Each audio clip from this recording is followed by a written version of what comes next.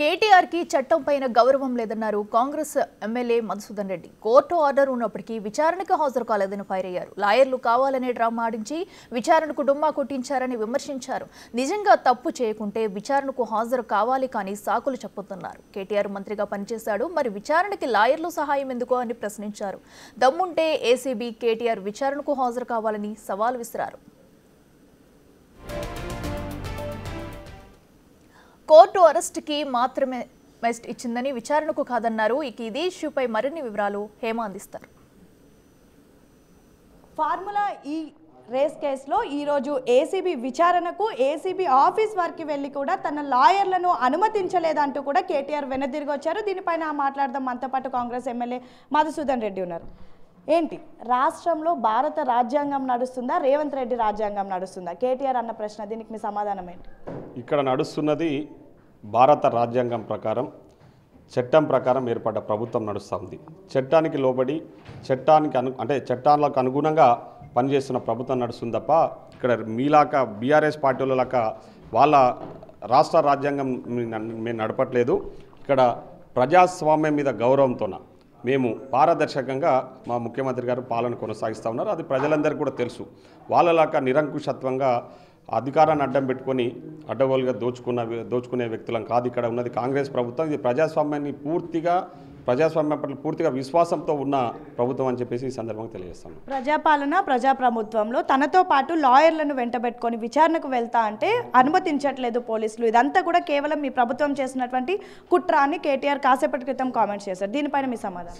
ఒకటి, నేను యాజ్ అడ్వకేట్గా నాకున్న దాని ప్రకారం ఏంటంటే, జనరల్గా ఎక్కడన్నా విచారణ ఎదుర్కొంటున్న అక్యూజ్డ్ ఎవరైతే ఉంటారో అక్యూజ్డ్ కోర్టు పర్మిషన్ తీసుకోవాలి.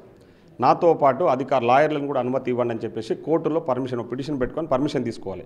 నాకు తెలిసి అట్లాంటి పర్మిషన్ వీళ్ళు పెట్టుకోలేదు, కోర్టు ఆ పర్మిషన్ ఇవ్వలేదు. అట్లీస్ట్ ఏసీబీ వాళ్ళకన్నా మేము నాకు విచారణకు రమ్మని చెప్పారు కదా, నేను విచారణ జరుగుతున్నప్పుడు నాతో పాటు లాయర్లను తీసుకొస్తానని చెప్పేసి వీళ్ళు ఒక నోట్ పంపాలి. అంటే అట్లీస్ట్ వాళ్ళకి ఇంటిమేషన్ చేయాలి, ఇన్ రైటింగ్ ఇంటిమేట్ చేయాలి ఎవరికి, ఏసీబీ వాళ్ళకి.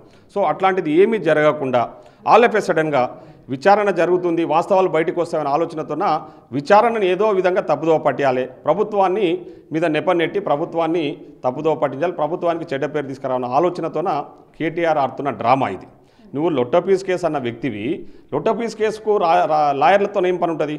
నువ్వు పోయి విచారణ ఎదుర్కోవచ్చు కదా. నీవే అన్నావు దాంట్లో ఏముంది, అదొక లొట్టపీస్ కేసు, ఆ లొట్టపీస్ కేసులో ఏముంటుందని ఎంక్వైరీ చేస్తారు. మరి ఎందుకు భయపడుతుంది? లాయర్లు ఏం అవసరం ఉందా నీకు? నువ్వు ఒక మంత్రిగా పనిచేసిన వ్యక్తివి, చట్టాలు తెలిసిన వ్యక్తివి, నువ్వు నిజంగా చట్టాల మీద గౌరవం ఉన్న వ్యక్తికి అయితే, ప్రజాస్వామ్యం మీద గౌరవం ఉన్న వ్యక్తివి అయితే అధికారులు పారదర్శకంగా నువ్వు అసలు ఎంక్వైరీకే పోకపోతే కదా, ఫస్ట్ టైం అటెండ్ అయ్యి నిజంగా అట్లాంటిది జరిగితే బయటకు వచ్చి నా మీద ఇట్లా తప్పుడు ఇట్లా ఏసీబీ వాళ్ళు ఇట్లా చేసిరని ఏదైనా ఉంటే దాని తర్వాత కోర్టుకు పోయి పర్మిషన్ తెచ్చుకొని లాయర్లతో చేయాలి. కానీ నువ్వు విచారణ అటెండ్ కాకుండానే ఈరోజు ప్రభుత్వాన్ని తప్పుదోవ పట్టించా ప్రభుత్వం మీద తప్పుడు ప్రచారం చేసే ప్రయత్నం చేస్తున్నావు అంటే ఇది ఖచ్చితంగా నువ్వు నేరం చేసినావు కాబట్టి ఆ నేరాన్ని తప్పించుకోవడానికి ఆడుతున్న నాటకాలని చెప్పి ఈ సందర్భంగా తెలియజేస్తాను. లాయర్లు లేకపోతే గతంలో లగచర్ల ఘటనలో పట్నం ఏదైతే ఉందో తను ఇచ్చినటువంటి స్టేట్మెంట్ ఒకటి, బయట మీడియాకు వచ్చినటువంటి స్టేట్మెంట్ ఒకటి. ఇన్ కేసు ఇతంది కూడా అలానే జరుగుతుంది, అందుకే నాకు లాయర్లు కావాలి అంటూ కూడా కేటీఆర్ అన్నారు. ఒక అడ్వకేట్గా దీన్ని మీరు ఎలా చూస్తారు? నేను ఏమంటా ఉన్నామ్మా, మీకు అట్లాంటి అనుమానాలు ఉంటే ఎందుకు కోర్టుకు పర్మిషన్ తీసుకోలేదు? మీరు ఆ కోర్టు పర్మిషన్ అడగాల్సిందే కదా. లగచర్ల ఘటనలో ఈ విధంగా జరిగింది కాబట్టి మాకు లాయర్ని అనుమతి ఇవ్వండి, నాతో పాటు లాయర్ అటెండ్ కావాలి, ఎంక్వైరీ అటెండ్ చేస్తూ ఉన్నాను, ఎంక్వైరీకి పోతా ఉన్నానో, ఎంక్వైరీ ఎదుర్కొంటా ఉన్నానో దాంట్లో లాయర్ని కూడా అనుమతి ఇవ్వండి అని చెప్పేసి కోర్టుకు ఎందుకు అడగలేదు? ఆలపేసడంగా ఇప్పటికిప్పుడు ఎందుకు లగచర్ల ఘటన జరగడానికి కారకుడు కూడా నీవే. ఆ రోజు you are the main conspirator. So ఆ రోజు ఎందుకు సంఘటన జరిగిందో మీకు ప్రజలందరికీ కూడా తెలుసు. అమాయకులు ఈరోజు అనవసరంగా ఆ కేసులో ఇరుక్కొని ఇబ్బందులు పాలవుతూ ఉన్నారు. ఈరోజు కూడా నువ్వు అట్లాంటి అనుమానాలు ఉంటే కోర్టు పర్మిషన్ తీసుకోవాల్సిందే. కోర్టు నిజంగా అవసరం ఉందంటే 100% లాయర్లను అలో చేస్తుండే. అదర్వైజ్ నువ్వు ఏసీ వాళ్ళకు లెటర్ పెట్టేది ఉంటుంది. అవన్నీ ఏం పెట్టకుండా ఆలపేసడానికి వచ్చేసి ఈరోజు ప్రభుత్వాన్ని ఏదో రకంగా అబాస్ పాలు చేయాలి, ముఖ్యమంత్రి గారికి ఏదో విధంగా అబాస్ పాలు చేయాలన్న ఆలోచనతో కేటీఆర్ ఆడుతున్న డ్రామాలు. ఈ విచారణ జరిగితే వాస్తవాలు బయటకు వస్తాయి, ప్రజలందరూ కూడా చూస్తారు అనే నెపంతోన ఈ డ్రామాలు ఆడుతున్నావు, ఇప్పటికైనా ఈ డ్రామాలు కట్టిపెట్టి నీ తప్పును ఒప్పుకొని శిక్ష అనుభవిస్తే బాగుంటుంది. అంటే రిటర్న్ లెటర్లో నాకు అడ్వకేట్లు కావాలి, నాతో పాటు లాయర్లు ఉండాలి అని అడగనటువంటి కేటీఆర్, లొట్టపీస్ అన్న కేటీఆర్ ఈరోజు విచారణకు వచ్చి కూడా లాయర్లు అనుమతించకపోవడంతో వెనక్కి రావడాన్ని ఎలా చూస్తారు? అంటే భయపడుతున్నారంటారా? నేను అదే చెప్తా ఉన్నా కదమ్మా. ఇప్పుడు ఏమంటున్నావు, అందులో అవినీతి జరిగింది, అవినీతిని కప్పిపుచ్చుకోవడానికి విచారణను ఏదో రకంగా అటెండ్ కాకుండా వాయిదాలు వేయడానికి, ముఖ్యంగా ప్రభుత్వం మీద తప్పుడు ప్రచారం చేయడానికి, ఎందుకంటే ప్రభుత్వం మీద నెపం నెట్టేసి ప్రభుత్వాన్ని అబాస్పాలు చేయడానికి. చూస్తే నేను లాయర్లతో లోపలికి పోతుంటే అనుమతిస్తలేరు అంటే ఏంది? ఇది కావాలని నువ్వు చేసిన, నిజంగా నువ్వు తప్పు చేయలేదు, ఆడ అవినీతి జరగలేదంటే లాయర్లు అవసరం లేదు, ఎవరు అవసరం లేదు. నీకు పోతే ఆడ జరిగిన వాస్తవాలు క్వశ్చన్ వేసినప్పుడు నువ్వు ఆన్సర్ చేయడానికి నీకు తెలుసు. నువ్వు ఒక సామాన్య కార్యకర్తవేం కాదు కదా, నువ్వు ఈ రాష్ట్రానికి మంత్రిగా పనిచేసినాడు, అనర్గళంగా నీకు బయట ఉపన్యాసాలు దంచి కొడుతూ ఉంటావు, అడ్డగోలుగా ప్రసంగాలు ఇస్తుంటావు, ముఖ్యమంత్రిని ఏకవచనంతో మాట్లాడుకుంటూ వాడు వీడని మాట్లాడుతున్న వ్యక్తివి, నీకేం పెద్ద విషయం కాదు. 10 ఏళ్ళు ఈ రాష్ట్రంలో మంత్రిగా పనిచేసిన వ్యక్తి, ఎందుకు భయపడతా ఉన్నావు?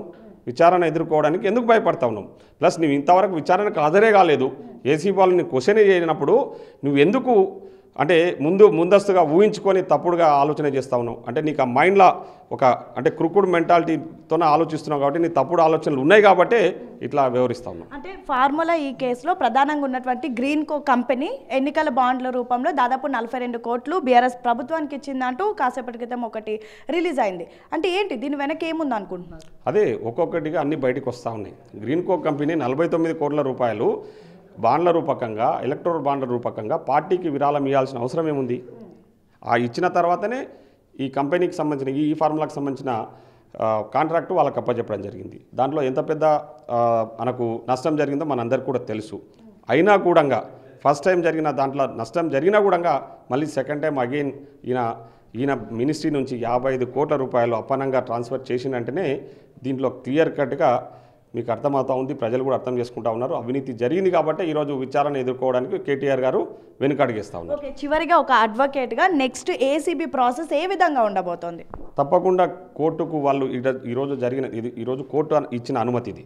ఏసీబీ వాళ్ళు కోర్టు అనుమతితో విచారణ జరుపుతూ ఉన్నారు. కోర్టు ఎక్కడ కూడా ఏసీబీ వాళ్ళు విచారణ జరపొద్దు ఈ కేసులు అని చెప్పలే. కేటీఆర్ గారు అరెస్టును మాత్రం ఇంట్రీమ్ స్టే ఇచ్చిర్రు. అది దానికి సంబంధించిన పూర్తి స్థాయిలో విచారణ జరిపి తీర్పును రిజర్వ్లో పెట్టిర్రు. కోర్టు ఏం చెప్పింది? ఖచ్చితంగా ఏసీబీ వాళ్ళకు ఫుల్ పవర్స్ ఇచ్చింది, మీరు విచారణ జరుపుకోవచ్చు, దాంట్లో ఏమైనా ఉంటే మీరు కోర్టుకు సబ్మిట్ చేయండి. ఆ విచారణ రిపోర్ట్ కూడా వాళ్ళు కోర్టుకు సబ్మిట్ చేస్తారు రేపు ఏసీబీ వాళ్ళు. ఎప్పుడే కానీ పోలీస్ కానీ ఏసీబీ కానీ ఎవరైనా సరే ఎంక్వైరీ రిపోర్ట్స్ అన్ని కూడా కోర్టుకు సబ్మిట్ చేస్తారు. ఈయన ఏదో అలిగేషన్ పెడతా ఉన్నాడు కదా, వాళ్ళు లేకపోతే తప్పుడు రిపోర్ట్ ఇచ్చే అవకాశం ఉందా? అట్లాంటి రిపోర్ట్ ఇస్తే రేపు పొద్దున నీ లాయర్లతో నువ్వు కోర్టులో ఆర్గ్యూ చేసుకోవచ్చు కదా, నీకు న్యాయం జరిగే అవకాశం అంటే నీ చట్టం మీద గౌరవం లేదన్నట్టు. ఆ చట్టం మీద గౌరవం లేదు కాబట్టి ఈ విధంగా వ్యవహరిస్తూ ఉన్నాం. ఈరోజు ఏసీబీ వాళ్ళు అదే రిపోర్ట్ చేస్తారు, సార్ మేము ట్రాన్స్పరెంట్గా ఎంక్వైరీ చేయాలని నిర్ణయం తీసుకున్నాం, మీరు ఇచ్చిన ఆదేశాల ప్రకారం ఎంక్వైరీ చేయాలని మేము ఉన్నాం కాబట్టి. కానీ వాళ్ళు ఒక చిన్న నెపంతోన లాయర్లను అనుమతి ఉంటే ఆటోమేటిక్గా అధికారులు అనుమతిస్తారు, కానీ అనుమతి లేనప్పుడు లాయర్లను అలవాటు చేయరు. నేను అదే అంటా ఉన్నా, నీవు ఒక మంత్రిగా పనిచేసిన వ్యక్తి లాయర్లతో ఏం పని అంటున్నా. అక్కడ ఇప్పుడు జరిగింది ఏదో ట్రాన్స్పరెంట్గా వాళ్ళు యాజ్ ఇట్ ఈజ్గా ఆ రిపోర్ట్ అంతా కూడా కోర్టుకు సబ్మిట్ చేస్తారు. సపోజ్ ఏదైనా అక్కడ వాళ్ళు జరగనట్టు చేసి రిపోర్ట్ కోర్టుకు సబ్మిట్ చేస్తే we have a right to fight in before the court. నువ్వు ఎందుకు భయపడుతున్నట్టు? మరి నువ్వు భయపడుతున్నావు అంటేనే నువ్వు డ్రామాలు ఆడుతున్నావు, క్లియర్గా అర్థమవుతా ఉంది. ఇదంతా కూడా ముఖ్యమంత్రి గారిని మా ప్రభుత్వాన్ని అబాస్ పాలు చేసి ఏదో ప్రజల్లో ఏదో రకంగా సింపతి కోసం చేస్తున్న ప్రయత్నం తప్ప, మీ దోపిడీని కప్పిపుచ్చుకోవడానికి చేస్తున్న ప్రయత్నం తప్ప వేరొకటి కాదు. Thank you. సో మొత్తానికి కేటీఆర్కి అయితే చట్టం పైన గౌరవం లేదు. ముఖ్యంగా ఈ రేస్ కేసులో కేటీఆర్ భయపడుతున్నాడు. అందుకే లాయర్లు పేరు చెప్పుకొని ఈరోజు విచారణకు కూడా డుమ్మా కొట్టి డ్రామాలు చేస్తున్నాడు. ఇన్ కేస్ నిజంగా లాయర్లు కావాలి అనుకుంటే ముందుగానే ఏసీబీకి రిటర్న్ లెటర్లో అయినా మెన్షన్ చేయాలి, లేదంటే కోర్టులో అయినా పిటిషన్ వేసి నా విచారణ సమయంలో లాయర్లు ఉండాలి అని రిక్వెస్ట్ చేయాలి. కానీ అలా రిక్వెస్ట్ చేయలేదు. ఈరోజు విచారణకు వచ్చిన తర్వాతనే కావాలని లాయర్లు పేరు చెప్పి డ్రామా ఆడాడు. మొత్తానికైతే ఈ కేసులో కేటీఆర్ భయపడుతున్నాడు. మా ప్రభుత్వం పైన బురద జల్లడానికి ఈ విధంగా మాట్లాడుతున్నాడు. నిజంగా తప్పు చేయకపోతే ఒక మంత్రిగా వచ్చి విచారణకు హాజరు కావాలి, కానీ ఈ విధంగా ఒక కార్యకర్తలాగా భయపడడం మాత్రం దీని వెనుక కేటీఆర్ హస్తం ఉంది. ఈ కేసులో కేటీఆర్ ఇన్వాల్వ్ అయ్యాడు, అందుకే భయపడుతున్నాడు అని అయితే అర్థమవుతుంది అని దేవకద్ర ఎమ్మెల్యే మధుసూదన్ రెడ్డి చెప్తున్నటువంటి పరిస్థితి. వీడియో జర్నలిస్ట్ శంకర్తో Hema, big TV. Right, bulletin ఇప్పటివరకు హెడ్లైన్స్ ఒకసారి చూద్దాం.